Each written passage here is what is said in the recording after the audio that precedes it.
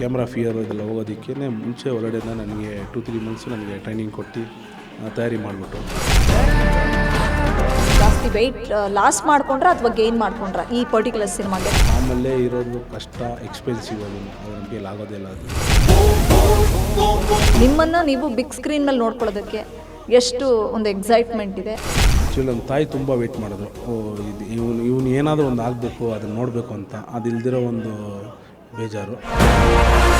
ನನ್ನ ಫ್ಯಾನ್ಸ್ ಯಾರೂ ಇಲ್ಲ, ದಯವಿಟ್ಟು ಫ್ಯಾನ್ಸ್ ಮಾತ್ರ ಬೇಡ. ನಾನು ಅಣ್ಣ ತಮ್ಮ ಆಗಿ ನನ್ನ ಜೊತೆ ಕೈ ಜೋಡಿಸಿ ಅದು ಸಾಕು. ದಯವಿಟ್ಟು ಆಗಸ್ಟ್ 9ನೇ ತಾರೀಕು ಥಿಯೇಟ್ರಿಗೆ ಬಂದು ನಮ್ಮನ್ನೆಲ್ಲನೂ ಸಪೋರ್ಟ್ ಮಾಡಿ ಆಶೀರ್ವದಿಸಿ ಖಂಡಿತ ಕೇಳ್ಕೊತೀನಿ. ಭೀಮಾ ಕನ್ನಡದ ಬಹು ನಿರೀಕ್ಷಿತ ಸಿನಿಮಾ. ಕಳೆದ 3 ವರ್ಷಗಳಿಂದ ಇದೊಂದು ಸಿನಿಮಾಗಾಗಿ ದುನಿಯಾ ವಿಜಯ್ ಅವರ ಅಭಿಮಾನಿಗಳು ಚಾತಕ ಪಕ್ಷಿಯಂತೆ ಕಾಯ್ತಾ ಇದ್ದಾರೆ ಅಂದರೆ ಬಹುಶಃ ತಪ್ಪಾಗಲಿಕ್ಕಿಲ್ಲ. ಭೀಮಾ ಸಿನಿಮಾದ ಫಸ್ಟ್ ಲುಕ್ ರಿಲೀಸ್ ಆದಾಗಿಂದ ಆ ಚಿತ್ರದ ಗ್ಲಿಮ್ಸ್ಗಳು, ಟೀಸರ್, ಟ್ರೈಲರ್, ಸಾಂಗ್ಸ್ಗಳು ಒಂದೊಂದಾಗಿ ಹೊರಗಡೆ ಬಂದಾಗಿಂದ ಸಿನಿಮಾದ ಮೇಲಿರ್ತಕ್ಕಂಥ ನಿರೀಕ್ಷೆ ಬೆಟ್ಟದಷ್ಟಿದೆ. ಸೊ ಭೀಮಾ ಸಿನಿಮಾದ ಬಗ್ಗೆ ನಾನು ಮಾತಾಡ್ತಿರೋದಕ್ಕೆ ಕಾರಣ, ಭೀಮಾ ರಿಲೀಸ್ಗೆ ರೆಡಿ ಇದೆ. ಇನ್ನು ಆಗಸ್ಟ್ 9ನೇ ತಾರೀಕು ಅದ್ಧೂರಿಯಾಗಿ ಕರ್ನಾಟಕದಾದ್ಯಂತ ಮಾತ್ರ ಅಲ್ಲ, ಹೊರ ರಾಜ್ಯದಲ್ಲೂ ರಿಲೀಸ್ ಆಗುತ್ತೆ. ಈ ಚಿತ್ರದಲ್ಲಿ ಒಂದು ಖಡಕ್ ಖಳನಾಯಕನ ಪರಿಚಯ ಆಗಿದೆ. ನನ್ನ ಪಕ್ಕದಲ್ಲಿದ್ದಾರೆ ದೈತ್ಯಾಕಾರದ ಪ್ರತಿಭೆ. ಇಂಥ ಸಾಕಷ್ಟು ಪ್ರತಿಭೆಗಳನ್ನು ಕನ್ನಡ ಚಿತ್ರರಂಗಕ್ಕೆ ಪರಿಚಯಿಸುವ ನಿಟ್ಟಿನಲ್ಲಿ ದುನಿಯಾ ವಿಜಯ್ ಅವರ ಕೊಡುಗೆ ಬಹಳಷ್ಟಿದೆ. ಸೊ ನನ್ನ ಪಕ್ಕದಲ್ಲಿರೋದು ಡ್ರ್ಯಾಗನ್ ಮಂಜು ಸರ್. ಬಹುಶಃ ಭೀಮಾ ಸಿನಿಮಾದಿಂದ ಆ ಡ್ರ್ಯಾಗನ್ ಅನ್ನೋದು ಮುಂದಿನ ಎಷ್ಟೇ ಸಿನಿಮಾ ಮಾಡಿದ್ರು ಕೂಡ ಡ್ರ್ಯಾಗನ್ ಮಂಜು ಅಂತಲೇ ಹೆಸರುವಾಸಿ ಆಗ್ತಾರೆ ಅನ್ನೋದಕ್ಕೆ ಈಗಾಗಲೇ ಅವ್ರಿಗೆ ಸಿಕ್ಕಿರ್ತಕ್ಕಂಥ ಒಂದು ಜನಮನ್ನಣೆ ಸಾಕ್ಷಿ ಅಂದರೆ ಬಹುಶಃ ತಪ್ಪಾಗಲಿಕ್ಕಿಲ್ಲ. ಬನ್ನಿ ಭೀಮಾ ಚಿತ್ರದ ಜರ್ನಿ ಬಗ್ಗೆ ಡ್ರ್ಯಾಗನ್ ಮಂಜು ಏನು ಹೇಳ್ತಾರೆ ಅವ್ರನ್ನ ಮಾತಾಡಿಸ್ತಾ ಹೋಗೋಣ. ಹಾಯ್ ಸರ್, ಹೇಗಿದ್ದೀರಾ? ಫೈನ್ ಮೇಡಮ್, ಹೇಗಿದ್ದೀರಾ ಮೇಡಮ್ ನೀವು? ನಾನು ಚೆನ್ನಾಗಿದ್ದೀನಿ ಸರ್. ಒಂದು ಸಿನಿಮಾ ರಿಲೀಸ್ ಅನಂತರಕ್ಕೆ ಚಿತ್ರದ ಒಂದು ಕ್ಯಾರೆಕ್ಟರ್ ನೇಮ್ ಅಂಟುಕೊಳ್ಳೋದು ಸಹಜ. ಬಟ್ ಇವತ್ತು ನೀವು ಎಲ್ಲೇ ಹೋಗಲಿ ಡ್ರ್ಯಾಗನ್ ಮಂಜು ಅಂತಲೇ ತುಂಬ ಜನ, ನನ್ನನ್ನು ಸೇರಿದಂತೆ ತುಂಬ ಜನ ಕರೀತಾ ಇದ್ದಾರೆ. ಸೊ ಎಷ್ಟು ಖುಷಿ ಕೊಡುತ್ತೆ ಒಂದು ಸಿನಿಮಾ ರಿಲೀಸ್ ಬಿಫೋರ್ ಈ ಥರದ್ದು ಒಂದು ಟ್ಯಾಗ್ಲೈನ್ ನಿಮ್ಮ ಹೆಸರಿಗೆ ಸೇರಿಕೊಳ್ಳೋದು ಅನ್ನೋಂಥದ್ದು? ಹಾಂ ಮೇಡಮ್, ತುಂಬ ಖುಷಿ ಆಗ್ತಾಯಿದೆ. ಯಾಕಂದರೆ ಮುಂಚೆ ಎಲ್ಲ ಗೊತ್ತು ಬಾಡಿ ಬಿಲ್ಡರ್ ಮಂಜು ಅಂತ. ಇವಾಗ ಡ್ರ್ಯಾಗನ್ ಮಂಜು ಅಂದರೆ ಆವಾಗೆಲ್ಲ ಹತ್ರ ಬಂದು ಫೋಟೋ ಎಲ್ಲ ಹಿಡ್ಕೊತಾ ಇದ್ದೆ ನಾನು. ಮತ್ತು ಇವಾಗೆಲ್ಲ ಬಂದು ಹತ್ರ ಬಂದು ಫೋಟೋ ಹಿಡ್ಕೊಂಡು ತುಂಬ ಖುಷಿ ಆಗುತ್ತೆ ಮೇಡಮ್. ಅದನ್ನು ನಮ್ಮನ್ನು ಜನರಿಗೆ ತುಂಬ ಹತ್ರ ಮಾಡಿಸಿದ್ದಾರೆ ದುನಿಯಾ ವಿಜಯ್ ಸರ್. ದುನಿಯಾ ವಿಜಯ್ ಸರ್ ಅವರ ಭೀಮಾ ಸಿನಿಮಾದಲ್ಲಿ ನೀವು ಅಭಿನಯಿಸಬೇಕು ಅಂತಂದರೆ ಅವರು ಪರಿಚಯ ಇರಬೇಕು, ಇಲ್ಲ ಒಂದು ಆಡಿಷನ್ ಥ್ರೂ ಆಗಬೇಕು. ಬಹುಶಃ ನೀವು ಅವರು ಎಲ್ಲಿ ಸಿಕ್ಕಿದ್ದು, ನೀವು ಯಾವತ್ತು ಮೊದಲ ಭೇಟಿ, ಜೊತೆಗೆ ಭೀಮಾಗೆ ಹೇಗೆ ಬಂದ್ರಿ, ಹೇಗೆ ಜಾಯಿನ್ ಆದ್ರಿ ಅನ್ನೋಂಥದ್ದು? ಹಾಂ ಮೇಡಮ್, ಮೊದಲು ಪರಿಚಯ ಇದ್ದಿಲ್ಲ ಅವರು. ಅದಾದಮೇಲೆ ನಾವು ಮಾಸ್ತಿಗುಡಿ ಫಿಲಮಲ್ಲಿ ಫಸ್ಟ್ ಫೈಟಿಗೆ ನಾವು ರೆಫರ್ ಆಗ್ತೀವಿ. ಅಲ್ಲಿಂದ ಸ್ವಲ್ಪ ಪರಿಚಯ ಆಗುತ್ತೆ. ಅದಾದಮೇಲೆ ಕೊರೋನಾ ಎಫೆಕ್ಟ್ ಆದಮೇಲೆ ಎಲ್ಲರೂ ಮನೆ ಎಲ್ಲ ಶೆಡ್ಡು, ನಾವು ಶೆಡ್ ಎಲ್ಲ ಶೆಡ್ಡು. ಅಲ್ಲೊಂದು ದುರಂತ ನಡೆಯುತ್ತೆ. ಸಾರ್ ಅವರು ಫ್ರೆಂಡು, ಕ್ಲಾಸ್ಮೇಟ್ಸು ಸಿದ್ದಾಪುರ ರಾಮಣ್ಣವರು ತೀರ್ಕೊತಾರೆ. ಅವರು ತೀರ್ಕೊಂಡಾಗ ಅಂದರೆ ನಾವೆಲ್ಲ ಶೆಡ್ಡು ಮುಗೀತು ನಮ್ಮದೆಲ್ಲ, ಏನಿಲ್ಲ, ಟ್ರೈನರ್ದೆಲ್ಲ ಮುಗೀತು. ಜಿಮ್ಮು ಕ್ಲಾಸಸ್ ತೊಗೊತಾ ಕನೆಕ್ಟ್ ಮಾಡ್ತಾಯಿದ್ದೆ, ಫ್ರೀಲಾನ್ಸರ್ ನಾನು. ಅದೇ ಈ ಜಿಮ್ ಇಲ್ಲ, ಏನೂ ಇಲ್ಲ, ಹಂಗೆ ಮುಗೀತು. ಆನ್ಲೈನ್ ಶುರು ಮಾಡ್ಕೊಂಡ್ರೆ ಎಲ್ಲರೂ. ನಮಗೆ ಆನ್ಲೈನ್ ಇಂಟ್ರೆಸ್ಟ್ ಇಲ್ಲ ನಮಗೆ ಮಾಡೋದಕ್ಕೆ. ಸೊ ಅದಾದಮೇಲೆ ಒಂದು ದುರಂತ ಅಂದರೆ ಸಿದ್ದಾಪುರ ರಾಮಣ್ಣ ತೀರ್ಕೊತಾರೆ. ಅವ್ರು ತೀರ್ಕೊಂಡಾಗ ನಾನು ಹೋಗಿರ್ತೀನಿ, ಸಾರು ಬಂದಿರ್ತಾರೆ. ಸಾರು ಕ್ಲಾಸ್ಮೇಟ್ ಅವ್ರು ಹೇಳಿದ್ರಲ್ಲಿ. ಅಲ್ಲಿಂದ ಮೀಟ್ ಮಾಡ್ತಿರ್ತೀರ, ಹೆಂಗಿದೆಯಪ್ಪ, ಚೆನ್ನಾಗಿದೆಯಾ? ಚೆನ್ನಾಗಿದ್ದೀನಿ ಸರ್, ಆರಾಮಿದ್ದೀನಿ ಸರ್ ಅಂತ. ಹೆಂಗೆ ನಡೀತಾ ಅಂತ ಕೇಳೋ ಸ್ವಲ್ಪ ಬ್ರೀಫಾಗಿ ಮಾತಾಡಬೇಕಂದ್ರೆ ತಿಳಿಸ್ದೆ, ಈ ಥರ ತುಂಬ ಟಫಲ್ಲಿದ್ದೀನಿ ಈ ಥರ ಅಂತ ಹೇಳ್ಬಿಟ್ಟು. ಮತ್ತು ಅಲ್ಲಿ ಆ್ಯಕ್ಟಿಂಗ್ ಬಿಟ್ಬಿಟ್ಟೆ, ಹೆಂಗೆ ಮಾಡ್ತಾಯಿದ್ದೀಯಾ ಅಂತ. ಸೊ ಇಲ್ಲ ಸ್ವಲ್ಪ ಮುಂಚೆನೇ ಇಂಟ್ರೆಸ್ಟ್ ಇತ್ತು, ಅಲ್ಲೊಂದು ಚಾನ್ಸ್ ಕೂಡ ಚೆನ್ನಾಗಿತ್ತು ಅಲ್ಲಿ. ಸೊ ಅಗೇನ್ ನನ್ನದು ಪಿ ಜಿ ಇರೋದ್ರಿಂದ ನನ್ನ ಸಂಪಾದನೆ ಮಾಡ್ಬೇಕು, ಓಡ್ಬೇಕಂತ ಬಿಟ್ಬಿಟ್ಟೆ ಸರ್. ಇವಾಗ ಏನು ಮಾಡ್ತಾರೆ, ಸರಿ ಆಯಿತು ಅಂತ ಹೇಳ್ಬಿಟ್ಟು, ನಾಳೆ ಫೋನ್ ಮಾಡ್ತೀನಿ ನಿನಗೆ ಅಂತ ಹೇಳ್ಬಿಟ್ಟು ನಂಬರ್ ಶೇರ್ ಮಾಡ್ಕೊಂಡ್ವಿ. ಅಗೇನ್ ಫೋನ್ ಮಾಡಿ ಕರೆದು ನಾನು ಸ್ವಲ್ಪ ಫೋಟೋಸ್ ಇದು ಮಾಡ್ಕೊಂಡ್ರು. ಆಮೇಲೆ ಆಡಿಷನ್ ನಡೀತಾಯಿತ್ತು, ಆಡಿಷನ್ ಕೊಡಿ ಅಂತ ಹೇಳ್ಬಿಟ್ಟು ಇದು ಮಾಡಿದ್ರು. ಹಾಗೇನೆ ಫೋಟೋಶೂಟ್ ನಡೀತು. ಆಮೇಲೆ ಒಂದು ವೀಡಿಯೋಸ್ ತೆಗೋಕ್ಕೆ ಶುರು ಮಾಡಿದ್ರು. ಇದೆಲ್ಲ ಆಗಿದ ತಕ್ಷಣ ನಾವು ಓಕೆ ಡೈಲಿ ಒಂದು 3 ಡೇಸ್ ಬರೋ ಕೇಳೋದು, ಕರೆಯೋದು, ಹೋಗೋದು ಇದೇ ಆಗಿತ್ತು. ಆಮೇಲೆ ರಿವೀಲ್ ಮಾಡೋದು, ಈ ಥರ ನಿನಗೆ ಒಂದು ಕ್ಯಾರೆಕ್ಟರ್ ಕೊಡ್ತಾಯಿದ್ದೀನಿ ಅಂತ. ಸರಿ ಓಕೆ, ಏನೋ ಕ್ಯಾರೆಕ್ಟರ್ ಕೊಡ್ತಾರೆ, ನಾನು ಆ್ಯಕ್ಟ್ ಮಾಡ್ತೀನಿ ಅಂತೇಳಿ ಸುಮ್ಮನೆ ಆಗ್ಬಿಟ್ಟೆ. ಅದಾದಮೇಲೆ ಫೈನಲಿ ಫಿಕ್ಸ್ ಮಾಡಿದ್ರು, ಈ ಥರ ನಿನಗೆ ವಿಲನ್ ಪಾತ್ರ ಕೊಡ್ತಾಯಿದ್ದೀನಿ ಅಂತ. ಅವತ್ತೇ ಫಿಕ್ಸ್ ಮಾಡಿದ್ರು. ಅವತ್ತೇ ನನಗೆ ಆ ಹೆಸರಿಟ್ರು, ಡ್ರ್ಯಾಗನ್ ಮಂಜು ಅಂತ. ಅದೊಂದು ನಿಕ್ ನೇಮ್ ಇದೆ, ಚೆನ್ನಾಗಿರುತ್ತೆ ಮಂಜು ಅಂತ ಹೇಳ್ಬಿಟ್ಟು ಹೇಳಿದ್ರು. ಸರಿ ಸರ್ ಅಂತ ಅವರೇ ಇಟ್ಟರು, ಬ್ಲ್ಯಾಕ್ ಡ್ರ್ಯಾಗನ್ ಮಂಜು ಅಂತ ಚೆನ್ನಾಗಿರುತ್ತೆ ಹಂಗೆ ಅಂತ ಇಟ್ಟರು. ನನಗೂ ಖುಷಿ ಆಯಿತು. ತುಂಬಾ ಎಲ್ಲರೂ ಕೇಳಿದ್ವಿ, ಅಸಿಸ್ಟೆಂಟ್ ಡೈರೆಕ್ಟರ್ಸು ಎಲ್ಲ ಜೊತೆಗಿದ್ರು, ಹೆಂಗಿರುತ್ತೆ ಅಂತ ಕೇಳಿದ್ರು. ಚೆನ್ನಾಗಿದೆ, ಸೂಪರಾಗಿದೆ ಸರ್ ಅಂತ. ಅದು ಚೆನ್ನಾಗಿದೆ ಮೇಡಮ್. ಅದು ಇಟ್ಟಿದ ತಕ್ಷಣವೇ ನನಗೆ ಆವಾಗ ನನಗೆ ಡ್ರ್ಯಾಗನೇ ತುಂಬ ಇಷ್ಟ. ನನಗೆ ಫಸ್ಟ್ ಪರ್ಸ್ನಲಿ ಹೇಳೋಕ್ಕೆ ಹೋದರೆ ಅದು ಜಾಪನೀಸ್ ಒಲೆಸಿನ್ಸ್ ಅಂತ ಹೇಳ್ತಾರೆ. ಸೊ ಹಂಗಾಗಿ ಅಲ್ಲಿಂದ ನಾಮಕರಣ ಮಾಡಿ ಶುರು ಮಾಡಿ ಇಷ್ಟು ದೂರ ನೀವು ಚಾನಲ್ಸ್, ಟಿ ವಿ ಚಾನಲ್ಸು ಇವರೆಲ್ಲ ಬಂದು ಮಾತಾಡ್ಸೋಗಂಟ ಮಾಡಿದ್ದಾರೆ. ಅದಕ್ಕೆ ದುನಿಯಾಜಿ ಸರ್ಗೆ ದೊಡ್ಡ ಥ್ಯಾಂಕ್ಸ್ ನನ್ನ ಕಡೆಯಿಂದ. ಮಂಜು ಸರ್, ವಿಜಯ್ ಸರು ಲೆಜೆಂಡ್ ಬಾಲಯ್ಯ ಅಂತ ಅವರ ಎದುರುಗಡೆ ಖಳನಾಯಕನಾಗಿ ಅಭಿನಯಿಸಿದರು. ಸೊ ಒಬ್ಬ ನಾಯಕನಿಗೆ ವೆಯ್ಟೇಜ್ ಬರಬೇಕು ಅಂದರೆ ಖಳನಾಯಕನು ಕೂಡ ಅಷ್ಟೇ ಫೇಮಸ್ಸು ಅಥವಾ ಅಷ್ಟೇ ಆಗಿರಬೇಕು ಅನ್ನೋಂಥದ್ದು ಒಂದು ವಾಡಿಕೆ. ಬಟ್ ಅವ್ರಿಗೆ ವಿಲನ್ ಆಗಿ ಆ್ಯಕ್ಟ್ ಮಾಡಲಿಕ್ಕೆ ತುಂಬ ಜನ ಸಿಗ್ತಾ ಇದ್ರು ಕೂಡ. ಬಟ್ ಅವ್ರು ನಿಮ್ಮನ್ನೇ ಚೂಸ್ ಮಾಡಿದ್ದಾರೆ ಅನ್ನೋದಕ್ಕೆ ಸಾಕಷ್ಟು ಕಾರಣಗಳಿರ್ಬೋದು. ಬಟ್ ಆದರೆ ಹೇಗಿತ್ತು ಅವರ ಎದುರುಗಡೆ ಮುಖಾಮುಖಿ ಆಗಿರುವಂಥ ಸನ್ನಿವೇಶ ಭೀಮಾ ಸೆಟ್ಟಲ್ಲಿ, ಮತ್ತು ಎಷ್ಟು ಪವರ್ಫುಲ್ ಆಗಿದೆ ನಿಮ್ಮ ಕ್ಯಾರೆಕ್ಟರು ಸಿನಿಮಾದಲ್ಲಿ, ಎಷ್ಟು ಸ್ಕ್ರೀನ್ ಸ್ಪೇಸ್ ನಿಮಗೆ ಕೊಟ್ಟಿದ್ದಾರೆ ಅವ್ರ ಎದುರುಗಡೆ ಗರ್ಜಿಸೋದಕ್ಕೆ, ಅಬ್ಬರಿಸೋದಕ್ಕೆ ಅನ್ನುವಂಥದ್ದು? ಬಿಗಿನಿಂಗ್ ಮೇಡಮ್ ಸ್ಟಾರ್ಟ್ ಮಾಡಿದ್ದು ನನ್ನಿಂದ ಸ್ಟಾರ್ಟ್ ಮಾಡಿದ್ರು. ನಾನು ನೋಡ್ತಾ ಇದ್ದೀನಿ ಸರ್ ಆ್ಯಕ್ಟ್ ಮಾಡ್ತಾರೆ ಅವ್ರು ಆ್ಯಕ್ಟಿಂಗೇ ಮಾಡಿಲ್ಲ, ಅವ್ರು ಬೇರೆ ಡೈರೆಕ್ಷನ್ನೇ ಮಾಡ್ತಾರೆ, ನನ್ನೇ ಆ್ಯಕ್ಟ್ ಮಾಡಿಸ್ತಾಯಿದ್ರು. ಇದು ಏನಿದು ಇಷ್ಟೆಲ್ಲ ಮಾಡ್ತಾರಲ್ಲ, ಹೆಂಗೆ ಏನು ನನಗೆ ಫಿಲಮ್ಗೆ ಫುಲ್ ಗೊತ್ತಿಲ್ಲ ಮೇಡಮ್, ಶೂಟಿಂಗ್ ಹೆಂಗೆ ನಡೆಯುತ್ತೆ, ಯಾವ ಥರ ಇರ್ತಾರೆ ಅಂತ ಹೇಳ್ಬಿಟ್ಟು. ಅಷ್ಟೊಂದು ಕಡೆ ಸಿನಿಮಾ ಬಿಗಿನಿಂಗು ನನಗೆ ಕ್ಯಾಮ್ರಾ ಫಿಯರು ಇದೆಲ್ಲ ಹೋಗೋದಕ್ಕೇ ಮುಂಚೆ ಒಳಗಡೆಯಿಂದ ನನಗೆ 2-3 ಮಂತ್ಸು ನನಗೆ ಟ್ರೈನಿಂಗ್ ಕೊಟ್ಟು ತಯಾರಿ ಮಾಡಿಬಿಟ್ರು. ಅದು ಮುಗ್ದು ಬರ್ತಾಯಿದ್ದೀನಿ, ಮತ್ತು ದೊಡ್ಡ ಕ್ಯಾಮ್ರಾ ಅದೆಲ್ಲೋ ಫಸ್ಟು ಫಿಯರ್ ಎಲ್ಲ ಹೋಗಿಸ್ಬಿಟ್ರು. ಅಗೇನ್ ಅದೆಲ್ಲ ಮುಗ್ದಾದ್ಮೇಲೆ ಬಾಲಯ್ಯ ಸರ್ ಮೂವಿ ಮುಗ್ದಾಗಿ ಹೋಗೋಕ್ಕಿಂತ ಮುಂಚೆ ಒಂದು ಸೈಜ್ ಇದ್ದರು, ಒಂಥರ ಫಾರ್ಮಲ್ಲಿದ್ದರು. ಬರೋಕ್ಕಿಂತ ಬಂದಾಗ ಒಂದು ಫುಲ್ ಲೀನ್ ಆಗಿಬಿಟ್ಟು ಒಂಥರ ಬೇರೆ ಥರ ಚೇಂಜ್ ಓವರ್ ಕೊಟ್ಟರು. ಡೈಲಿ ಅವಾಗ 10,000 ಸ್ಟೆಪ್ಸು ವಾಕ್ ಮಾಡೋರು. ಅದಾದಮೇಲೆ ಇನ್ನೂ ಸ್ವಲ್ಪ ಬೇಕು ಅಂತ ಹೇಳ್ಬಿಟ್ಟು ಇವಾಗ 10,000ಇಂದ 13,000, 15,000 ಆಗಿ 20,000 ಇವಾಗ ಕವರ್ ಮಾಡ್ತಾಯಿದ್ದಾರೆ. ಆಲ್ಮೋಸ್ಟ್ ಒಂದು 4 hours ಆಗುತ್ತೆ. 20,000ಕಿಂತ ಒಂದು 20 ಕಿಲೋಮೀಟರ್ಸ್ ಆಗುತ್ತೆ ಟೋಟಲ್ ವಾಕ್ ಮಾಡಿ. ಇವಾಗ ಅಷ್ಟನ್ನು ಟ್ರಿಮ್ ಆಗಿ ಅಷ್ಟು ಡೆಡಿಕೇಶನ್ ಆಗಿ ಮಾಡಿ ಬಂದರು. ಆಮೇಲೆ ನಾನು ನೋಡಿ ಶಾಕ್ ಆಗಿಬಿಟ್ಟೆ, ಸರ್ ಏನು ಸರ್ ಈ ಥರ ಚೇಂಜ್ ಓವರ್ ಅಂತ. ಮುಂಚೆ ನೀನು ನನಗಿಂತ ದೊಡ್ಡ ಒಂದು ಕ್ಯಾರೆಕ್ಟರ್ ಮಾಡ್ತಾಯಿದ್ದೀಯಾ, ನಿನ್ಗೆ ಅದು ಬೇಕು, ನಾನು ನಿನ್ಗಿಂತ ಚಿಕ್ಕ ಒಂದು ಕ್ಯಾರೆಕ್ಟರ್ ಮಾಡಿ ನನಗಿದು ಬೇಕು ಅಂತ ಹೇಳ್ಬಿಟ್ಟು ಅವ್ರನ್ನ ಚೇಂಜ್ ಓವರ್ ಮಾಡಿಕೊಂಡ್ರು. ಅದು ಏನೇ ಅವರು ದೇಹ ಕಡಿಮೆ ಮಾಡ್ಕೊಂಡು ಬಂದ್ರೂ ದುನಿಯಾಜಿ ಸರ್ ಎಲ್ಲೋ ಮುಂದೆ ನಿಂತ್ಕೊಂಡಿರೋದು. ಅವ್ರನ್ನ ಗದರಿಸೋ ಥರ ಒಂದು ಸೀನ್, ಯಾವುದೋ ಒಂದು ಸೀನು, ಅವ್ರು ಬೈಯೋ ಥರ ಸೀನ್, ಯಾವುದೋ ಒಂದು ಸೀನ್ ಬಂದರೂ ಕೂಡ ಅವ್ರು ಬಂದು ನನ್ನ ಕಂಫರ್ಟಬಲ್ ಮಾಡಿ ಆ್ಯಕ್ಟ್ ಮಾಡಿಸಿದ್ದಾರೆ ಫುಲ್ಲು. ಅದು ಥಿಯೇಟ್ರಿಗೆ ನೋಡಿದ್ರೆ ತುಂಬ ಖುಷಿ ಅನಿಸುತ್ತೆ. ಅದ್ರ ಬಗ್ಗೆ ಆಫ್ಟರ್ ರಿಲೀಸು ತುಂಬ ಮಾತಾಡಬೇಕು ಮೇಡಮ್. ಮಂಜು ಸರ್, ಹೇಳಿ ಕೇಳಿ ನೀವು body builder, so body maintain ಮಾಡಿರ್ತೀರ. ಬಟ್ ಪರ್ಟಿಕ್ಯುಲರ್ ಡ್ರ್ಯಾಗನ್ ಮಂಜು ಪಾತ್ರಕ್ಕೆ ಇಷ್ಟು ವೆಯ್ಟೇಜ್ ಅನ್ನುವಂಥದ್ದು ಪುಟಾನ್ ಆಗೋದಿತ್ತ? ಜಾಸ್ತಿ ವೆಯ್ಟ್ ಲಾಸ್ ಮಾಡ್ಕೊಂಡ್ರ ಅಥವಾ ಗೇನ್ ಮಾಡ್ಕೊಂಡ್ರ ಈ ಪರ್ಟಿಕ್ಯುಲರ್ ಸಿನಿಮಾಗೆ? ಯಾಕಂದರೆ ಮುಹೂರ್ತದಲ್ಲಿ ನೀವು ಇಷ್ಟು ವೆಯ್ಟೇಜ್ ಕಾಣಿಸ್ತಿರ್ಲಿಲ್ಲ, ಸ್ವಲ್ಪ ಕಡಿಮೆ ಅನ್ನಿಸ್ತಾ ಇತ್ತು ತೂಕ. ಸೊ ಅದಕ್ಕೋಸ್ಕರ ಮೇಡಮ್ ಆವಾಗ ಅದು ಒಂದು ಯಂಗ್ ಕ್ಯಾರೆಕ್ಟರ್ ಬರುತ್ತೆ. ಸೊ ಹಂಗಾಗಿ ಸ್ವಲ್ಪ ಮಸ್ಕ್ಯುಲರ್ ಬೇಕು ಅಂತ ಹೇಳ್ಬಿಟ್ಟು ಸ್ವಲ್ಪ ಕಟ್ ಡೌನ್ ಮಾಡಿದ್ದೆ. ಒಂದು 120ಇಂದ 100, 110ಗೆ ಬಂದಿದ್ದೆ. 100 ಹೋಗಿಲ್ಲ, 110ಗೆ ಬಂದೆ. 110 ಕರೆಕ್ಟಾಗಿತ್ತು.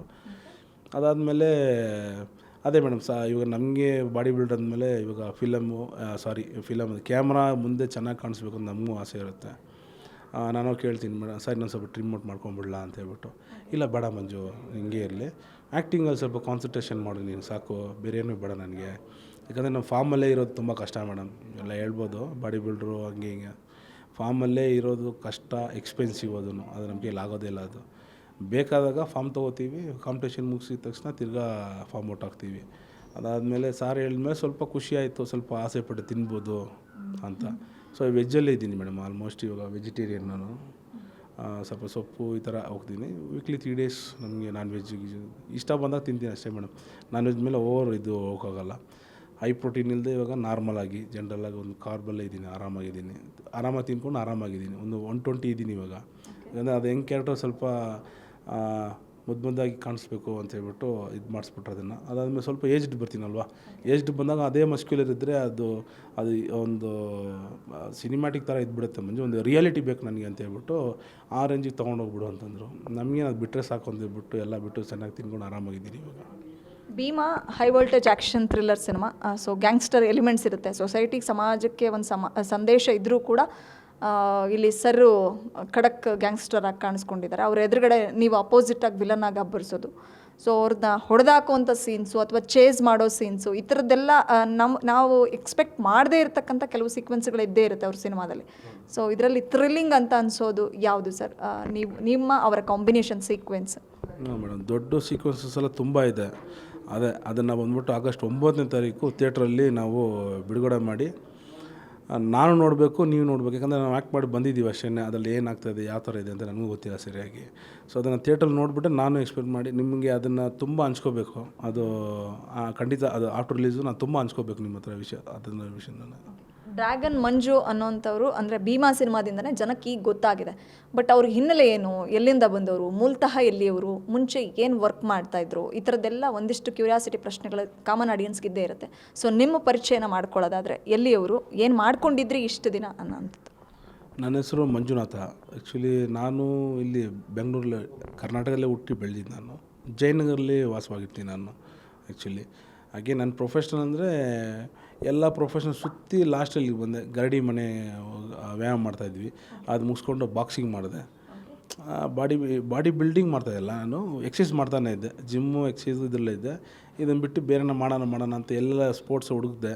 ಅದು ಎಲ್ಲೂ ನನಗೆ ಅಷ್ಟು ಕೈ ಕೊಟ್ಟಿಲ್ಲ. ನನಗೆ ಶಾರ್ಟ್ ಪುಟ್ಟು ಥ್ರೋ ಮಾಡ್ತಾಯಿದ್ದೆ ಯಾವಾಗಲೂ ಕ್ಲಬ್ಬಲ್ಲಿ, ಯುವ ಕ್ಲಬ್ ಅಂತ ಹೇಳ್ಬಿಟ್ಟು ಜಯನಗರಲ್ಲಿ ನಮ್ಮದು ಚಾಮುಂಡೇಶ್ವರಿ ಕ್ರೀಡಾಂಗಣ ಅಂತ ಇದೆ.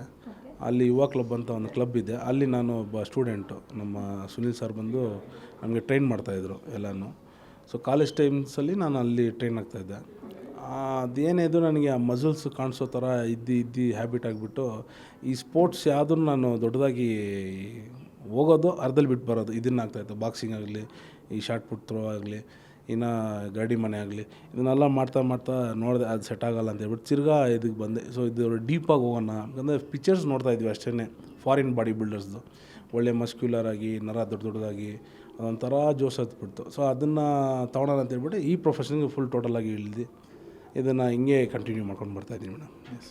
ಮಂಜು ಅವ್ರ ಬ್ಯಾಕ್ಗ್ರೌಂಡ್ ಬಗ್ಗೆ ಕೇಳ್ಕೊಂಡಾಗ ಸಿನಿಮಾ ಇಂಡಸ್ಟ್ರಿಯಲ್ಲೇನು ಯಾರೂ ಇರಲಿಲ್ಲ. ಸೊ ಇವರು ವಿಜಯ್ ಸರ್ ಪರಿಚಯ ಆಗಬೇಕಾಗಿತ್ತು, ಸಿನಿಮಾಗೆ ನೀವು ಪದಾರ್ಪಣೆ ಮಾಡಬೇಕಾಗಿತ್ತು ಅನ್ನೋದು ಗೊತ್ತಾಗುತ್ತೆ. ಸೊ ಮಂಜು ಮಿಡಲ್ ಕ್ಲಾಸ್ ಫ್ಯಾಮಿಲಿನ ಅಥವಾ ಹೇಗೆ ಬಡ ಕುಟುಂಬದಲ್ಲಿ ಬೆಳೆದವರ, ಈ ಹಂತಕ್ಕೆ ಬೆಳೆದು ಬರಲಿಕ್ಕೆ ಸಾಕಷ್ಟು ಕೆಲಸಗಳನ್ನು ಮಾಡಿದ್ದೀರಾ. ನೀವು ಹೇಳ್ದಂಗೆ ಬಾಕ್ಸಿಂಗ್ ಅದು ಅಭ್ಯಾಸ, ಹವ್ಯಾಸ, ಹಾಬಿ ಏನೇ ಆದರೂ ಕೂಡ ಅದನ್ನು ವೃತ್ತಿ ಆಗಬೇಕು ಅಂತಲೇ ಶುರು ಮಾಡಿದ್ರಿ. ಬಟ್ ಬಡತನ ಇತ್ತ ಹೇಗೆ ಸರ್ ನಿಮ್ಮ ವೃತ್ತಿ ಬದುಕಿನ ಬಗ್ಗೆ, ಈ ಸಿನಿಮಾನ ಚೂಸ್ ಮಾಡೋಕ್ಕೆ ಮುಂಚೆ ಏನೇನೆಲ್ಲ ಕೆಲಸಗಳನ್ನು ಮಾಡಬೇಕಾಗಿ ಬಂತು ಹೊಟ್ಟೆ ತುಂಬಿಸ್ಕೊಳ್ಳೋದಕ್ಕೆ ಅಥವಾ ಬದುಕಲಿಕ್ಕೆ ಅನ್ನುವಂಥದ್ದು? ಇದಕ್ಕೆ ಮುಂಚೆ ಮನೆಗೆ ಗೊತ್ತಿಲ್ಲದೆ ನಾನು ಗಾರೆ ಕೆಲಸ, ಪೇಂಟ್ ಕೆಲಸ ಇದಕ್ಕೆಲ್ಲ ಹೋಗ್ತಾಯಿದ್ದೆ. ಏನಕ್ಕೆ ಅಂದರೆ ತಾಯಿ ಬೈಯೋರು, ನೀನು ಓದ್ತಾ ಇರೋದು ಏನಕ್ಕೆ, ನೀನು ಈ ಕೆಲಸಕ್ಕೆಲ್ಲ ಹೋಗಿ. ಯಾಕಂದರೆ ಗೊತ್ತಾಗಿ ಒಂದು ಸಲ ಹಿಡ್ಕೊಂಡು ಬೈದಿದ್ದಾವೆ.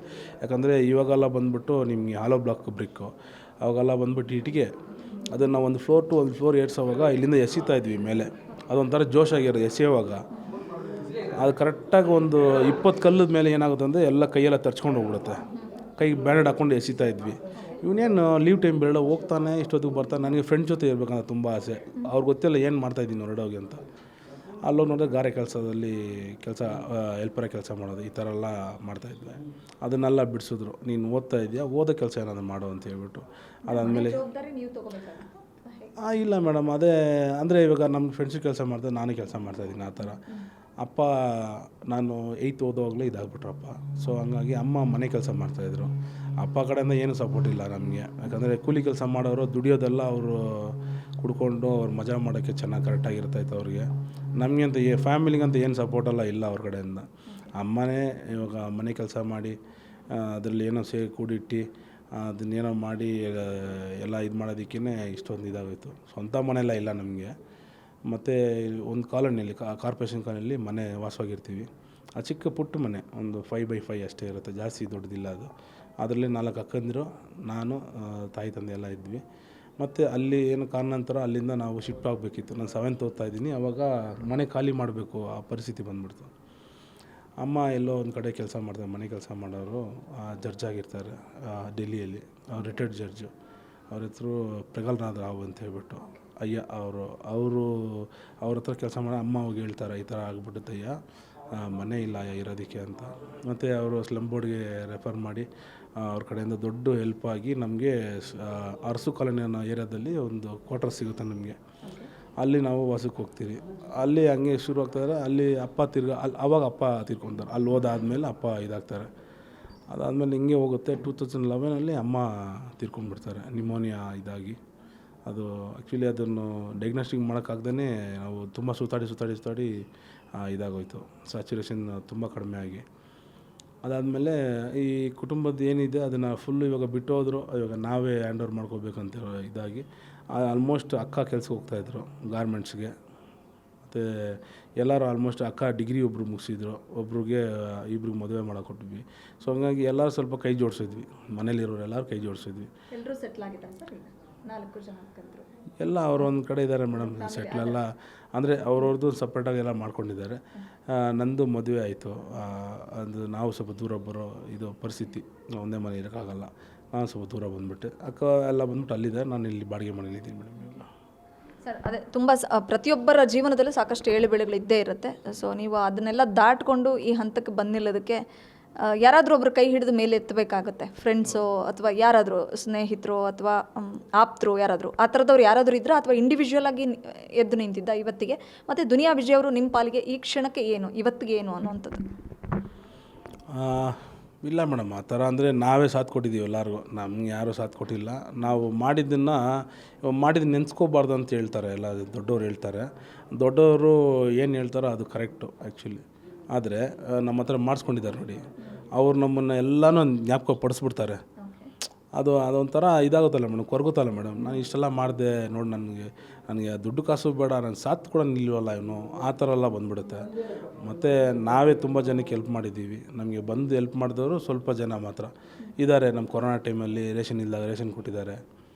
ಮತ್ತು ಅರ್ಜೆಂಟ್ ಏನಾಯಿದ್ದಾಗ ನಮಗೆ ಅಮೌಂಟದ್ದು ಸಮಸ್ಯೆ ಇದ್ದಾಗ ಧನಂಜಯ ಅಂತ ಒಬ್ಬರು, ಅವರು ಲಕ್ಷಂದ್ರದಲ್ಲಿ ಗಣೇಶನ ಅಂತ ಒಬ್ರು ಇದ್ದಾರೆ ಅವರು, ಮತ್ತು ಸೆಲ್ವಮ್ ಅಂತ ಇದ್ದಾರೆ ಅವರು, ನಮ್ಮ ಮುರಳಿ ಸರ್ ಅಂತ ಇದ್ದಾರೆ ಅವರು ನಮ್ಮ 4th ಬ್ಲಾಕಲ್ಲಿ ಅವರು, ನಮ್ಮ ಸೂರ್ಯಕಾಂತ್ ಅಂತ ಇದ್ದಾರೆ ಅವರು.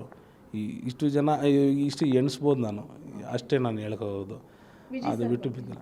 ವಿಜಯ್ ಸರ್ ಬಗ್ಗೆ ಅದೇ ನೆಕ್ಸ್ಟ್ ಬರ್ತಾಯಿದ್ದೀನಿ ಮೇಡಮ್. ಹಂಗೆ ಈ ಲೈಫ್ ಜರ್ನಿಯಲ್ಲಿ ನಮ್ಮ ನೋಡೋಕ್ಕೆ ಮಾತ್ರ ಶೋ ಅಷ್ಟೇ. ನಮ್ಮ ನೋಡೋ ಜಾಬಲ್ಲೂ ಕಾಸು ಇಲ್ಲ, ಬ್ಯಾಂಕಲ್ಲೂ ಕಾಸಿಲ್ಲ, ಅಕೌಂಟ್ ಇರೋದೇ ವೇಸ್ಟ್ ನಮಗೆಲ್ಲ. ಹಂಗಾಗಿ ಇವಾಗ ಈ ಸ್ಥಾನಕ್ಕೆ ನಾನು ಹೇಳ್ಬೇಕಂದ್ರೆ ವಿಜಯ್ ಸರ್ ದೇವರೆಲ್ಲ ಇಲ್ಲ, ಒಬ್ಬ ಮನುಷ್ಯ ಅವನು. ಯಾಕೆ ಮನುಷ್ಯ ಅಂದರೆ ಮನುಷ್ಯತ್ವ ಇರೋರೇ ಮನುಷ್ಯರು. ಇವರು ಈ ಕಷ್ಟ ಅಂದಾಗ ನೀನು ಸ್ಪಂದಿಸಬೇಕು, ದುಡ್ಡು ಕಾಸು ಮಾತ್ರ ಇಲ್ಲ. ನೀನು ಬಾ, ನಾನು ಇದ್ದೀನಿ ಬಾ ಅಂತೇಳಿ ನಾನು ತೋಳು ತಟ್ಟು ಸಾಕು, ಅಷ್ಟೇ ಸಾಕು ನನಗೆ. ನೀನೇನು ನಾನು ದುಡ್ಡು ಕೊಟ್ಟು ಇದು ಮಾಡು ಅದೆಲ್ಲ ಇಲ್ಲ. ಇಲ್ವಾ, ನೀನು ತೋಳು ತಟ್ಟೋಕ್ಕಾಗಿಲ್ವಾ, ಒಂದು ಮಾತು ಸರಿ ಹೋಗುತ್ತೆ ಬಿಡು, ಅದನ್ನ ಹೇಳಿ ಸಾಕು. ಅದು ಹೇಳೋಕ್ಕೂ ನಮ್ಮ ಹತ್ರ ಯಾರೂ ಇಲ್ಲ, ಎಲ್ಲ ನಮ್ಮ ಹತ್ರ ಹೇಳಿಸ್ಕೊತಾರೆ, ನಮ್ಮ ಹತ್ರ ತೋಳು ತಟ್ಟಿಸ್ಕೊಂಡ್ರೆ ಎಲ್ಲ ಅದು ಮಾಡ್ತಾರೆ ಅಷ್ಟೇ. ನಮ್ಮ ದುನಿಯಾ ವಿಜಯ್ ಸರ್ ಬಿಟ್ಟರೆ ಬೇರೆ ಯಾರೂ ಅಷ್ಟೇನು ನನಗೆ ಇದು ಮಾಡಲಿಲ್ಲ. ಅದನ್ನು ಓಪನಾಗಿ ಹೇಳ್ತೀನಿ ನಾನು, ಅದು ಇರೋದನ್ನ ಫ್ಯಾಕ್ಟ್, ಅದು ಅಷ್ಟೇ. ನಾಳೆ ದಿವಸ ಬಂದು ಯಾರು ನಾನು ಇದು ಮಾಡ್ದೆ ಅದು ಮಾಡಿದೆ ಅಂತ ನಮ್ಮ ಮುಂದೆ ನಿಂತ್ಕೊಳೋಕ್ಕೆ ಯಾರಿಗೂ ಅರ್ಹತೆಯೇ ಇಲ್ಲ, ಅಷ್ಟು ಲೆವೆಲಲ್ಲಿ ಇದ್ದೀವಿ ನಾವು ಮೇಡಮ್.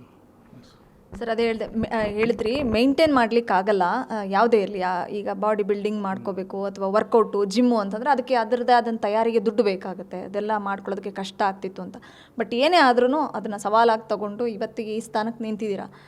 ಒಬ್ಬ ಕನ್ನಡ ಚಿತ್ರರಂಗದ ಸೂಪರ್ ಸ್ಟಾರ್ ಎದುರುಗಡೆ ಒಬ್ಬ ವಿಲನ್ ಆಗಿ ನಿಂತಿರೋದು ಎಷ್ಟು ಖುಷಿ ಕೊಡ್ತಾ ಇದೆ. ಫೈನಲಿ ಸಿನಿಮಾ ರಿಲೀಸ್ ಆಗ್ತಾಯಿದೆ, ನಿಮ್ಮನ್ನು ನೀವು ಬಿಗ್ ಸ್ಕ್ರೀನ್ ಮೇಲೆ ನೋಡ್ಕೊಳ್ಳೋದಕ್ಕೆ ಎಷ್ಟು ಒಂದು ಎಕ್ಸೈಟ್ಮೆಂಟ್ ಇದೆ. ಆ ಕ್ಷಣಕ್ಕಾಗಿ ನೀವು ಎಷ್ಟು 3 ವರ್ಷದಿಂದ ಕಾದಿದ್ದೀರಾ, ಏನು ಹೇಳ್ತೀರಿ ಫೈನಲ್? ಎಸ್, 3 ವರ್ಷದಿಂದ ನಾನು ವೆಯ್ಟ್ ಮಾಡ್ತಿದ್ದೆ. ಆ್ಯಕ್ಚುಲಿ ನಮ್ಮ ತಾಯಿ ತುಂಬ ವೆಯ್ಟ್ ಮಾಡಿದ್ರು. ಇವನು ಏನಾದರೂ ಒಂದು ಆಗಬೇಕು, ಅದನ್ನು ನೋಡಬೇಕು ಅಂತ. ಅದಿಲ್ದಿರೋ ಒಂದು ಬೇಜಾರು. ಅದು ಬಿಟ್ಟು ಸಾರು ಇವಾಗ ಇಷ್ಟು ದೊಡ್ಡ ಸ್ಥಾನ ಕೊಟ್ಟಿರೋದು ಯಾವಾಗಲೂ ಹೇಳೋರು, ಇದು ನಾನು ಕೊಟ್ಟಿಲ್ಲಪ್ಪ, ನಾನು ಮಾಡಿಲ್ಲ, ನಿಮ್ಮ ತಾಯಿ ಆಶೀರ್ವಾದ, ನಿಮ್ಮ ತಾಯಿ ಆಸೆ ಪಟ್ಟಿರೋದು ಅಂತ ಹೇಳ್ಬಿಟ್ಟು. ಅದು ಆ ದೊಡ್ಡ ಮನಸ್ಥಿತಿ ಯಾರಿಗೂ ಬರೋಲ್ಲ. ನಾನು ಮಾಡಿದೆ, ಇದೇ ಇರೋದು ಎಲ್ಲರಿಗೂ ಗೊತ್ತು, ನಾನು ನೋಡಿರೋದು. ಅಮ್ಮ ಅವ್ರನ್ನ ಇಷ್ಟಪಡೋದಕ್ಕೆ ರೀಸನ್ನು ನನ್ನ ಮಗನು ವಿಜಯ್ ಅವರು ಇಬ್ಬರೂ ಕೂಡ ಕಲರು ಬ್ಲ್ಯಾಕ್ ಅಂದರೆ ನಲ್ಲಿ ಕಪ್ಪು ಕಸ್ತೂರಿ ಅಂತ ಹೇಳ್ತಾರೆ. ಪಾರ್ವತಮ್ಮ ರಾಜ್ಕುಮಾರ್ ಅವರು ಅದ್ಭುತವಾಗಿ ಹೇಳಿದರು ಒಂದು ಟೈಮು. ಸೊ ನಿಮ್ಮಮ್ಮ ವಿಜಯ್ ಸರ್ನ ಇಷ್ಟಪಡೋದಕ್ಕೆ ರೀಸನ್ನೇ ನನ್ನ ಮಗನೂ ಅದೇ ಥರ ಇದ್ದಾರೆ ಅನ್ನೋಂಥ ಕಾರಣಕ್ಕೆ ಒಂದು ಸಲ ನಿಮ್ಮ ಏರಿಯಾಗೇನೋ ಬಂದಾಗ ಅವ್ರನ್ನ ನೋಡೋದಕ್ಕೆ ಅದು ಏನು ಸರ್ ಆ ಒಂದು ಸನ್ನಿವೇಶವನ್ನು ಎಕ್ಸ್ಪ್ಲೈನ್ ಮಾಡೋದು? ಹೌದು, ಆವಾಗ ನಾನು ಮನೇಲಿ ಅಮ್ಮ ಡೈಲಿ ಆಲ್ತಾರವ್ರು ಹೋಗಿ ಅಲ್ಲಿಂದ ವಿಷ್ಣುವರ್ಧನ್ ಸಾರ್ ಮನೆಯಿಂದ ಕೆಳಗಡೆ ಬಂದು ವಿಷ್ಣುವರ್ಧನ್ ಪಾರ್ಕ್ ಮೇಲೆ ಕೆಳಗಡೆ ಇನ್ನೊಂದು ಪಾರ್ಕ್ ಇರುತ್ತೆ, ಅಲ್ಲೊಂದು ನಂದಿನಿ ಬೂತ್ ಇರುತ್ತೆ. ಅಲ್ಲೋಗಿ ಅಮ್ಮ ಆಲ್ತಾರವ್ರು ಯಾವಾಗಲೂ ಆಲ್ತರಕ್ಕೆ ಹೋದಾಗ ನಮ್ಮ ಇವರು ಪ್ರೊಡ್ಯೂಸರ್ ಕೆ ಮಂಜು ಸಾರ್ ಅವ್ರ ಮನೆ ಅಲ್ಲಿ ಮೇಲೆ ಇದೆ. ಅಲ್ಲಿ ಸಾರ್ ಬಂದಿರ್ತಾರೆ ಅವ್ರನ್ನ ಮೀಟ್ ಮಾಡೋದಕ್ಕೆ. ಆವಾಗ ಅಯಾಬುಜ ಗಾಡಿ, ದೊಡ್ಡ ಗಾಡಿ ತೊಗೊಂಡು ಬರೋವಾಗ ಅಮ್ಮ ಹಾಲು ಎತ್ಕೊಂಡು ಬರ್ತಾರಲ್ಲ, ಆವಾಗ ಅಮ್ಮ ತಮಿಳ್ ಮಾತಾಡ್ತಾರೆ. ಏಯ್ ನಿರ್ತಪ್ಪ ಅಂತ ಕೈ ತೋರಿಸಿದ್ದಾರೆ. ಅಮ್ಮ ಬರ್ತೀನಿ ಇರಿ ಅಂತ ಹೇಳ್ಬಿಟ್ಟು, ಅದು ದೊಡ್ಡ ಗಾಡಿ ತಿರ್ಸೋಕ್ಕಾಗಲ್ಲ, ಹಿಂಗೆ ಹೋದ್ರಂತೆ. ಸರಿ ಬರಲ್ಲ ಬಿಡು ಅಂತ ಹೇಳ್ಬಿಟ್ಟು ಹಿಂಗೆ ಹೋಗೋರೆ, ತಿರ್ಸ್ಕೊಂಬಂದು ನಿಲ್ಲಿಸಿ ಕೈ ಕೊಟ್ಟು ಅಮ್ಮ ಹತ್ರ ಮಾತಾಡಿಸಿ ಅದೊಂದು ಅಲ್ಲಿಂದ ಅಮ್ಮಗೆ ತುಂಬ ಖುಷಿ ಆಯಿತು. ಯಾಕಂದರೆ ಹೇಳೋರು ಅಮ್ಮಗೆ ಈ ಬಣ್ಣ ಬಂದು ಸಾಧಾರಣವಾಗಿ ಹೇಳ್ಬೋದು ತೆರೆ ಮುಂದೆ ಅದೆಲ್ಲ ಇವಾಗೆಲ್ಲ ಹೋಯ್ತು, ಅದೆಲ್ಲ ಬಣ್ಣದ್ದು ಏನೋ ಇದು ಮಾಡಲ್ಲ ಯಾರು ಅಂತ ಹೇಳ್ಬಿಟ್ಟು ನಮ್ಮನ್ನೆಲ್ಲ ಫೂಲ್ ಮಾಡಿದ್ದಾರೆ, ಇಡಿಯೇಟ್ ಮಾಡಿದ್ದಾರೆ, ನಮ್ಮನ್ನು ಸ್ಟುಪಿಡ್ ಎಲ್ಲ ಮಾಡಿಬಿಟ್ಟವ್ರು. ನಮ್ಮನ್ನು ಮಾಡ್ದಿರೋದು ಕಡೆನೇ ಇಲ್ಲ. ಜೊತೆಗಿದ್ದ ನಮ್ಮ ಫ್ರೆಂಡ್ಸು ಅಷ್ಟೇ, ಎಲ್ಲ ಹೋಗ್ಬೇಕಾದ್ರೆ ನಮ್ಮನ್ನು ಕರೆಯೋಕ್ಕೆ ಒಂಥರ ಮಾಡೋರು. ಬೇರೆ ಟೈಮಲ್ಲಿ ನಾವು ಬೇಕು, ಯಾವುದೋ ಒಂದಕ್ಕೆ ನಾವು ಬೇಕು. ಮಿಕ್ಕಿ ಟೈಮಲ್ಲಿ ಎಲ್ಲ ಕಡೆ ಮುಂದೆ ನಿಲ್ಲಿಸೋರು, ಮಿಕ್ಕಿ ಟೈಮೆಲ್ಲ ನಮ್ಮ ಇದು ಮಾಡಲ್ಲ ಆ ಥರ ಇದು. ಸೊ ಹಂಗಾಗಿದ್ದ ಕಡೆಯಲ್ಲಿ ಇವಾಗ ಸಾರನ್ನ ನೋಡಿದ ಖುಷಿ ಆಯಿತು. ಆ ಬಣ್ಣ ಅಲ್ಲೇ ಬಂತಲ್ಲ, ತೆರೆ ಮೇಲೆ ಬಂತಲ್ಲ ಆ ಬಣ್ಣ, ಅಲ್ಲಿ ಖುಷಿ ಅಮ್ಮಗೆ ಫುಲ್ ಖುಷಿ. ಎಲ್ಲರೂ ನೋಡಿ ಬೈಯೋರು, ನೋಡೋ ಹೆಂಗಿದ್ದಾನೆ ಅವನಾಗ ಬಂದಿದ್ದಾನೆ ಅಂತ. ದುನಿಯಾಜಿ ಸರ್ ನೋಡಿ ಅವಾಗ ಖುಷಿಯಾಗಿದ್ದು ಅಮ್ಮ ಅಂದರೆ ಆ ಬಾಡಿ ಬಿಲ್ಡಿಂಗು, ಆ ಕಟ್ ಮಸ್ತ್ ಮೈ, ಮತ್ತು ನಂತರ ನೋಡೋದಕ್ಕೆ ಕಲರು ಇದು ನೋಡಿ ಫುಲ್ ಖುಷಿಯಾಗ್ಬಿಟ್ಟು, ನೋಡಿ ಹೀರೋ ಅಂದ್ರೆ ಹಿಂಗಿರಬೇಕು, ಏನಾದರೂ ಚಾನ್ಸ್ ಅದು ಕೇಳಿ ಏನೋ ಹೋಗೋ ಅಂತೇಳಿ ತುಂಬ ಇದು ಮಾಡೋರು. ಅದೆಲ್ಲ ಇದ್ದು ಏನಾಯಿತು, ಅಮ್ಮ ಹೋದ್ಮೇಲೆ ಒಂದು ಸಲ ನಾನು ಟ್ರೈ ಮಾಡಿದೆ. ಇಲ್ಲಿ ಬೆಂಗಳೂರು RB ಪಕ್ಕದಲ್ಲಿ ಒಂದು ಸ್ಪೋರ್ಟ್ಸ್ ಇದು ಯೂತ್ ಸ್ಪೋರ್ಟ್ಸ್ ಅಂತ ಏನೋ ಇದೆ, ಅಲ್ಲಿ ಈವೆಂಟ್ಸ್ ನಡೆಸೋರು. ಲೈಕ್ ಫಿಲಮ್ ಇದಕ್ಕೆ ಆ್ಯಕ್ಟಿಂಗ್ ಕ್ಲಾಸಸ್ಸು ಅದು ನಡೆಸೋರು. ಎನ್ರೋಲ್ ಮಾಡಿಬಿಟ್ಟು ಬರ್ತಾಯಿದ್ದೀನಿ, ದೊಡ್ಡ ಆಕ್ಸಿಡೆಂಟು. ಸೊ ಅಲ್ಲಿ ಸ್ವಲ್ಪ ಡಿಸ್ಕ್ ಏನೋ ಇದಾಗಿ ಫುಲ್ ಬೆಡ್ ರೆಸ್ಟ್, ನಾನು ಬೆಡ್ ರೆಸ್ಟು, ನನ್ನ ಫ್ರೆಂಡಿಗೂ ತಲೆಯಲ್ಲಿ ಓಪನ್ ಆಗಿ ಅವನು ಬೆಡ್ ರೆಸ್ಟು ಆ್ಯಕ್ಚುಲಿ. ಸೊ ಹಂಗಾಗಿ ಅಲ್ಲೇ ನಿಂತೋಗ್ಬಿಡುತ್ತೆ. ಇದಾದಮೇಲೆ ಇದೆಲ್ಲ ಮುಗಿದು ಇಷ್ಟೆಲ್ಲ ಸ್ಟ್ರಗಲ್ ಆಗಿ ಇದು ನನಗೆ ದೊಡ್ಡ ಚಾನ್ಸ್ ಅಂದ್ಕೊತೀನಿ ನಾನು ದುನಿಯಾಜಿ ಸರ್ ಕೊಟ್ಟಿರೋದು. ಅದು ಗೆಳೆಯ ಸ್ನೇಹಿತನ ಡೆತ್ ಆದಾಗ ಇಲ್ಲ ಅದು ಡೆತ್ ಅಂದರೆ ಸಾರ್ ಅವರು ಕ್ಲಾಸ್ಮೇಟು ಸಿದ್ದಾಪುರ ರಾಮಣ್ಣ ಅವ್ರ ಡೆತ್ಗೆ ನಾನು ಹೋಗ್ತೀನಿ, ಸಾರು ಬರ್ತಾರೆ. ಮಾಸ್ತಿಗುಡಿ, ಅದಕ್ಕೆ ಮುಂಚೆ ಮಾಸ್ತಿಗುಡಿ ಆಗಿರುತ್ತೆ. ಮಾಸ್ತಿಗುಡಿ ಆಗಿ ತುಂಬ ವರ್ಷಗಳು ಗ್ಯಾಪ್ ಸಿಗುತ್ತೆ ನಮಗೆ. ಅದಾದಮೇಲೆ ಹೋಗ್ತೀವಿ. ಇಲ್ಲ ಮೇಡಮ್, ಅದೊಂದಷ್ಟೇ. ಅದೊಂದು ರೆಫರ್ ಮಾಡಿದ್ರು, ಅದೊಂದಷ್ಟೇ. ಅದನ್ನು ಬಿಟ್ಟು ನಾನು ತುಂಬ ವರ್ಷ ಆಗೋಗಿತ್ತು. ಅದು ಗ್ಯಾಪ್ ಆದಮೇಲೆ ಅಲ್ಲಿ ನಾವು ಎಲ್ಲ ಸುಮ್ಮನೆ ಇರ್ತೀವಲ್ಲ ಮನೆಯಲ್ಲಿ, ಈ ಥರ ರಾಮಣ್ಣ ತೀರ್ಕೊಂಡ್ಬಿಟ್ರೆ ತಕ್ಷಣ ನಮಗೂ ಬೇಜಾರು. ಸರಿ, ನಾನು ಅಲ್ಲಿ ಬಿಡ್ತಾಯಿದ್ದಿಲ್ಲ ಎಲ್ಲೂ, ಹಿಂಗೆ ಸಂಧ್ಯದಲ್ಲಿ ನುಗ್ಗಿ. ಅದಾದಮೇಲೆ ನಾವು ಯಾವುದಕ್ಕಿಲ್ಲ ಅಂದ್ರೂ ದುಃಖ ಕಾರ್ಯಕ್ಕಂತೂ ಜೊತೆಗೆ ಬಂದು ಕೈ ಜೋಡಿಸಿ ಅವ್ರಿಗೊಂದು ಸಪೋರ್ಟಾಗಿ ಇದ್ದೇ ಇರ್ತೀವಿ. ಅವ್ರು ನೋಡಲೇಬೇಕಂತಲ್ಲ ಹೋಗ್ಬಿಟ್ರಿ ಡೈರೆಕ್ಟಾಗಿ. ಮತ್ತು ಓಡೋಗಿ ನುಗ್ಗಿಯೋ ನೋಡಿಕೊಂಡು ಇವಾಗ ಬಂದಾದಮೇಲೆ ಸಾರ್ ಎಲ್ಲರನ್ನೂ ವಿಸಿಟ್ ಮಾಡಿದ್ರು. ಅವರು ದುಃಖ ಕಾರ್ಯಕ್ಕೆ ಯಾರು ಬಂದಿದ್ದಾರೆ ಎಲ್ಲರೂ ಮಾತಾಡ್ಸ್ಕೊಂಡ್ಬಂದರು. ಅದೇ ಥರ ನನ್ನೂ ಮಾತಾಡ್ಸಿದ್ರು, ಹೆಂಗಪ್ಪ ಇದೆ, ಚೆನ್ನಾಗಿದೆಯಾ? ಚೆನ್ನಾಗಿದ್ದೀನಿ ಅಂತ. ಆಮೇಲೆ ಏನು ಸಮಾಚಾರ, ಅವರು ಅಲ್ಲಿ ವಿಚಾರಿಸಿದ್ರು, ಏನು ಸಮಾಚಾರ, ಹೆಂಗಿದೆಯಾ, ಏನು ಈ ಥರ ನಡೀತಾ ಇದೆ. ಸ್ವಲ್ಪ ರಾಮಣ್ಣ ಬಗ್ಗೆ ಅವರು ಹೇಳಿದ್ರು, ನಾನು ಸ್ವಲ್ಪ ಹೇಳಿದೆ, ಇವಾಗ ತಾನೇ ಒಂದು ತಿಂಗಳೆಲ್ಲ ಮೀಟ್ ಮಾಡಿದ್ವಿ ಅಂತ ಹೇಳ್ಬಿಟ್ಟು. ಮುಗ್ದಾದ್ಮೇಲೆ ಮತ್ತು ನನ್ನ ಏನು ಅಂತ ಕೇಳಿದಾಗ ನಾನು ಹೇಳ್ತೀನಿ, ಸರ್ ಈ ಥರ ಅಂತ ಹೇಳ್ಬಿಟ್ಟು. ದೇವರು ಬಂದು ಪ್ರತ್ಯಕ್ಷನ ಆಗಿ ನಿಮ್ಗೆ ಏನೋ ವರ ಕೊಡಲ್ಲ, ಯಾರೋ ದೇವ್ರ ರೂಪಲ್ಲಿ ಬಂದು ವರ ಕೊಡ್ತಾರಲ್ವ, ಅದೇನೇ ಅದು. ಆ ಕಷ್ಟ ಹೇಳ್ಕೊಂಡು ಸ್ಪಂದಿಸೋದೇ ದೇವರು. ಅದು ದೇವರಾಗೆ ಬಂದು ಇದು ಮಾಡ್ಬೇಕಂದ್ರೆ ಪ್ರತ್ಯಕ್ಷನ ಯಾವ ಥರ ಬೇಕು ಪ್ರತ್ಯಕ್ಷ ಆಗ್ಬೋದು, ಈ ಥರ ಪ್ರತ್ಯಕ್ಷ ಆದರು ಅಂತ ಅಂದ್ಕೊತೀನಿ. ಅದಾದಮೇಲೆ ಅಲ್ಲಿಂದ ನಮಗೆ ಜರ್ನಿ ಶುರುವಾದ, ಫ್ರೆಂಡ್ಶಿಪ್ ಶುರುವಾಗಿ ಅದಾದಮೇಲೆ ಹಿಂಗೆ ನಾವು ಬರ್ತೀವಿ ಮೇಡಮ್. ಎಸ್, ನಿಮ್ಮ ಫ್ರೆಂಡ್ ಸರ್ಕಲ್ಲು ಅಥವಾ ನಿಮ್ಮ ಒಂದು ಆಪ್ತ ಬಳಗಕ್ಕೆ ನಿಮ್ಗೊಂದಿಷ್ಟು ಜನ ಫ್ಯಾನ್ಸ್ ಉಟ್ಕೊಂಡಿದ್ದಾರೆ, ಅವರಿಗೆ ಫೈನಲ್ ವರ್ಡ್ಸು, ಮತ್ತು August 9 ಸಿನಿಮಾ ರಿಲೀಸ್, ಅದ್ರ ಬಗ್ಗೆ ಫೈನಲ್. ನನ್ನ ಫ್ಯಾನ್ಸ್ ಯಾರೂ ಇಲ್ಲ, ದಯವಿಟ್ಟು ಫ್ಯಾನ್ಸ್ ಮಾತಾಡಬೇಡ. ನಾನು ಅಣ್ಣ ತಮ್ಮ ಆಗಿ ನನ್ನ ಜೊತೆ ಕೈ ಜೋಡಿಸಿ ಅದು ಸಾಕು. ಸಾರ್ ಫ್ಯಾನ್ಸು ತುಂಬ ಜನ ಬಂದು ಮಾತಾಡ್ಸಿದ್ದಾರೆ ಇವಾಗ, ತುಂಬ ಖುಷಿ ಅನಿಸುತ್ತೆ. ಯಾಕಂದರೆ ಏನು ಇಲ್ದಿರೋರಿಗೆ ಇವಾಗ ಒಂದು ದೊಡ್ಡ ಕುಟುಂಬ ಸಿಕ್ಕಿದೆ ಅಂದ್ಕೊತೀನಿ ನಾನು. ಸಾರ್ ಮೂಲಕ, ಕನ್ನಡ ಪಿಕ್ಚರ್ ಮೂಲಕ, ಮತ್ತು ಈ TV ಚಾನಲ್ಸು, ಈ ಕ್ಯಾಮ್ರಾ ಮೂಲಕ ತುಂಬ ಜನ ಸಪೋರ್ಟ್ ಸಿಕ್ಕಿದೆ ನನಗೆ. ತುಂಬ ಖುಷಿ ಆಗ್ತಾಯಿದೆ. ಮತ್ತು ನಾವು ಇಷ್ಟೆಲ್ಲ ಏನು ಇಂಟರ್ವ್ಯೂ ಕೊಡ್ತಾಯಿದ್ದೀವಿ, ನಾವು ಇಷ್ಟೆಲ್ಲ ಏನು ಹೊರಡೆ ಬಂದು ನಾವು ನಿಂತು ಬಂದು ಫಿಲಮ್ ಥಿಯೇಟ್ರಿಗೆ ನೋಡಿ ಅಂತೇಳಿ ಹೇಳ್ತಾಯಿದ್ದೀವಿ. August 9ಕ್ಕೆ ನಾವು ಏನಕ್ಕೆ ಇಷ್ಟೆಲ್ಲ ಬಂದು ನಾನು ಹೇಳ್ಬಿಟ್ಟೆ ಅಣ್ಣ ತಮ್ಮ ಅಂತ ಹೇಳ್ಬಿಟ್ಟು, ನಮಗೋಸ್ಕರ, ನಮ್ಮ ಮನೆಗೋಸ್ಕರ ಎಲ್ಲರೂ ಬಂದು ಥಿಯೇಟ್ರಿಗೆ ಬಂದು ನೋಡಿ ನಾವು ಎಕ್ಸ್ಪೀರಿಯೆನ್ಸ್ ಮಾಡಿ ಒಂದು, ಮತ್ತು A ಗ್ರೇಡ್ ಕೊಟ್ಬಿಟ್ಟಿದ್ದಾರೆ ಅಂತ ಹೇಳ್ಬಿಟ್ಟು ಏನೋ ನೀವು ಚಿಂತೆ ಪಡೋಂಗಿಲ್ಲ. ಯಾಕಂದರೆ ನನ್ನ ಮನೆಯಲ್ಲೂ ಅಂಡರ್ 18 ಮಕ್ಕಳಿದ್ದಾರೆ. ನನಗೆ ಗೊತ್ತಿರೋ ತಾಯಂದ್ರಿಗೂ ಹೆಣ್ಮಗು ಇದೆ. ಎಲ್ಲರನ್ನೂ ನಾನು ಥಿಯೇಟ್ರಿಗೆ ಕರ್ಕೊಂಡು ಹೋಗ್ತಾಯಿದ್ದೀನಿ. ಅದೇ ರೀತಿ ನಿಮ್ಮನ್ನು ಕರಿತಾ ಇದ್ದೀನಿ, ಯಾವ ಭೇದ ಭಾವ ಇಲ್ಲದೆ. ದಯವಿಟ್ಟು August 9ನೇ ತಾರೀಕು ಥಿಯೇಟ್ರಿಗೆ ಬಂದು ನಮ್ಮನ್ನೆಲ್ಲರನ್ನೂ ಸಪೋರ್ಟ್ ಮಾಡಿ ಆಶೀರ್ವದಿಸಿ ಖಂಡಿತ ಕೇಳ್ಕೊತಾ ಇದ್ದೀನಿ ನಿಮ್ಮನ್ನು. Thank you so much sir. ಒಳ್ಳೆಯದಾಗಲಿ, ನಿಮ್ಮ ಚೊಚ್ಚಲ ಸಿನಿಮಾಗೆ ಒಳ್ಳೆಯದಾಗಬೇಕು. Okay, thank you sir. ಇದಿಷ್ಟು ಡ್ರ್ಯಾಗನ್ ಮಂಜು ಸರ್ ಮಾತುಗಳು. ಲೈಫಲ್ಲಿ ತುಂಬ ಏಳು ಬೀಳುಗಳನ್ನು ಕಂಡಿದ್ದಾರೆ. ಅವರ ತಾಯಿಯ ಕನಸಿತ್ತು ದುನಿಯಾ ವಿಜಯ್ ಅವರನ್ನ ಒಮ್ಮೆ ನೋಡಿದಾಗ ನನ್ನ ಮಗ ಬಣ್ಣ ಮತ್ತು ವಿಜಯ್ ಅವರ ಬಣ್ಣ ಒಂದೇ ರೀತಿ ಇದೆ. ಸೊ ಅವರು ಹೀರೋ ಆಗಿದ್ದಾರೆ ಅಂತಂದರೆ ನನ್ನ ಮಗನೂ ಒಂದು ಸಣ್ಣ ಪುಟ್ಟ ಪಾತ್ರಗಳನ್ನು ಮಾಡಿ ಕಲಾವಿದನಾಗಬೇಕು ಅಂತ ಆಸೆ ಪಟ್ಟಿದ್ದರು. ಅವರ ತಾಯಿ ಇವತ್ತಿಲ್ಲ, ಬಟ್ ದುನಿಯಾ ವಿಜಯ್ ಅವರು ಅವತ್ತು ಅವ್ರ ತಾಯಿನ ಭೇಟಿ ಮಾಡಿದಾಗ ಬಹುಶಃ ಅವತ್ತು ಅವ್ರಿಗೆ ಭರವಸೆ ಕೊಟ್ಟಿದ್ರೋ ಇಲ್ಲೋ ಗೊತ್ತಿಲ್ಲ, ಬಟ್ ಇವತ್ತು ಫೈನಲಿ ಅವರ ಕಾಂಬಿನೇಷನ್ ಒಂದಾಗಿದೆ. ವಿಜಯ್ ಸರ್ ಹೀರೋ, ಡ್ರ್ಯಾಗನ್ ಮಂಜು ಖಳನಾಯಕ. ಒಂದು ಟ್ಯಾಗ್ಲೈನೇ ಕೊಟ್ಟಿದ್ದಾರೆ ಡ್ರ್ಯಾಗನ್ ಮಂಜು ಅಂತ. ಆ ಹೆಸರು ಅಜರಾಮರವಾಗಿರಲಿ. ಭೀಮಾ ಸಿನಿಮಾ ದೊಡ್ಡ ಮಟ್ಟದ ಗೆಲುವು ಸಿಗಲಿ. ಯಾಕಂದರೆ ಕಳೆದ 3 ವರ್ಷಗಳಿಂದ ಈ ಸಿನಿಮಾ ಟೀಮ್ ಆ ಸಿನಿಮಾಗೋಸ್ಕರ ಸಾಕಷ್ಟು ಎಫರ್ಟ್ ಹಾಕಿದೆ. ಭೀಮಾ ಗೆಲ್ಲಬೇಕು, ಕನ್ನಡ ಚಿತ್ರರಂಗಕ್ಕೆ ಬಲ ತುಂಬಬೇಕು ಅನ್ನೋದೇ ನಮ್ಮ ಆಶಯ ಕೂಡ. ಬೆಂಗಳೂರಿನಿಂದ ಕ್ಯಾಮ್ರಾ ಪರ್ಸನ್ ಗಿರೀಶ್ ಜೊತೆ Vishalakshi, entertainment bureau, guarantee news. ಇದು ಸುದ್ದಿ ಖಚಿತ, ನ್ಯಾಯ ನಿಶ್ಚಿತ. ಗ್ಯಾರಂಟಿ ನ್ಯೂಸ್, ಸುದ್ದಿ ಖಚಿತ, ನ್ಯಾಯ ನಿಶ್ಚಿತ.